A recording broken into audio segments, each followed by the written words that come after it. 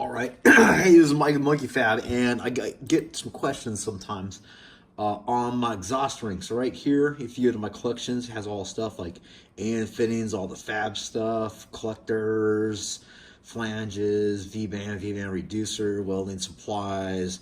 So over here with the exhaust ring around now is that. So one of my more popular items are the engraved exhaust ring, and they are. Just scroll through the pictures, meow. And we can make these up, and we can make them say what you want to say. So a lot of people like to have, maybe they got a pet name for their cars or their crew or whatever it is.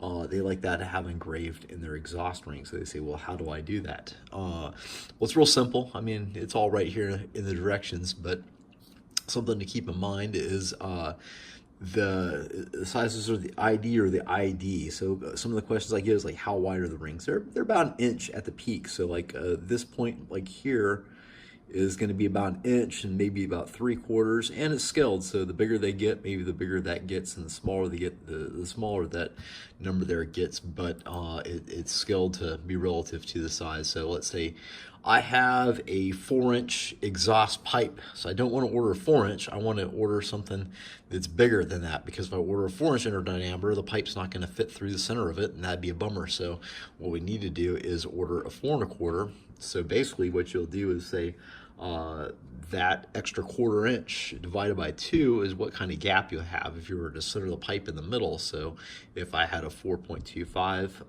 then my gap would be 1/8 of an inch. So if I used 450, then my gap would be a 1/4 inch. And if I used a 5, then my gap would be a 1/2 inch. So let's say we want a 450, and we're gonna just add that to the cart, whoop, and it magically goes up into the cart right up here for us to go to hit checkout. So all my items are like this. This is just this website. It's kind of particular this way.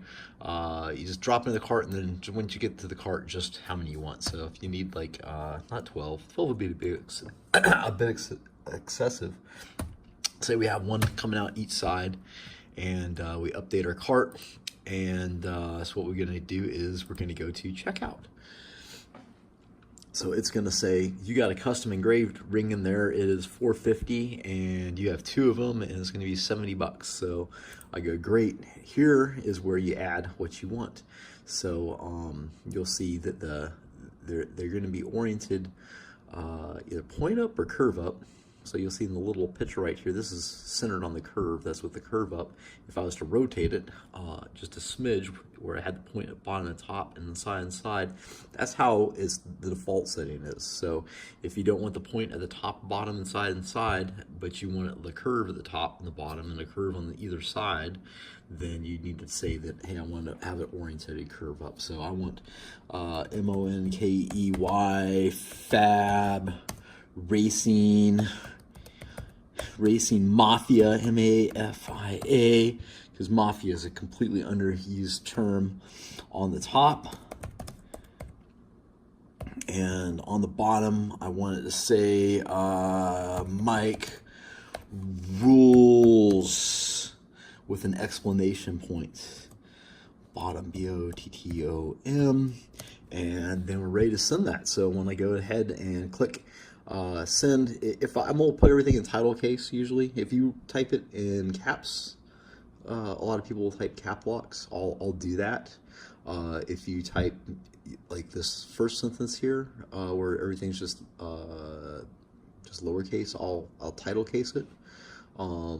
So just, however you want it typed on the ring itself, then do so and put that in there, how you want it typed.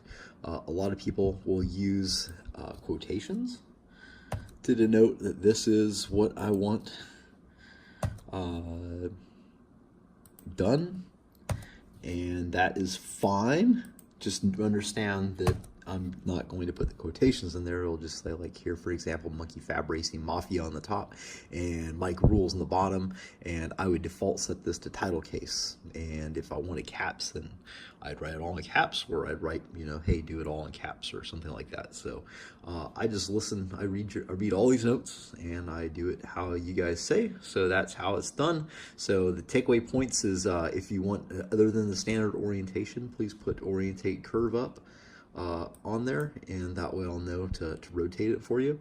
And be sure to order it bigger than your exhaust pipe. I don't do money back on this because it's a custom deal, and you know, Monkey Fab Racing Mafia is not something that I'm going to be able to resell. I might be able to resell that because you guys love Monkey Fab, but you know, I have stuff like Burn Your Mama's Titties. You know, I'm never gonna be able to sell that because you didn't take the time to go out there and actually measure your exhaust pipe, and you guessed wrong. I can't take it back. So do yourself a favor, run out there real quick to your garage or your shop, or if the car's at a shop, call the shop and have them take it and measure the actual exhaust diameter, so that way you order the right thing. And I think that explains this stuff pretty much. We'll go over, and that applies a lot to I'm gonna probably just drop that in most of these. So that applies to most of this stuff, like all these, the plane rings, and we have round rings and octagon shaped rings and hexagon shaped rings. The inner diameter is the inner diameter. You have to figure out what kind of clearance you want and order those based off of that. And I think the heat shield, guys, maybe I'll just do a video for that by itself. But the takeaway on this guy is that they don't bend. I mean, it's basically the same thing, other than the default setting is curve up. So it's going to naturally be set that way. I just think they look better. And the other takeaway is that, how did I say? Oh, they don't bend. They're 16 gauge. So these are quite thick. How thick are my other ones? Our other ones are 20 gauge. They bend really well with any kind of curve you got on the body. These guys, once you, it's hard to mouse over this, but once you get to this point where you weld this, I mean, you basically turn this into angle iron and round angle iron. So it's mega strong. It doesn't really want to bend too much. So these guys only work on flat surfaces, and also that you need to make sure you order bigger. And when you do it, it's designed for you to run your pipe through the middle and cut it off flat. So you need to get your inner pipe all the way out to the edge, and that will make it so it doesn't, you know, superheat, burn your paint, burn your body. I know it's a heat shield, but it doesn't work unless you get your actual exhaust out of the car.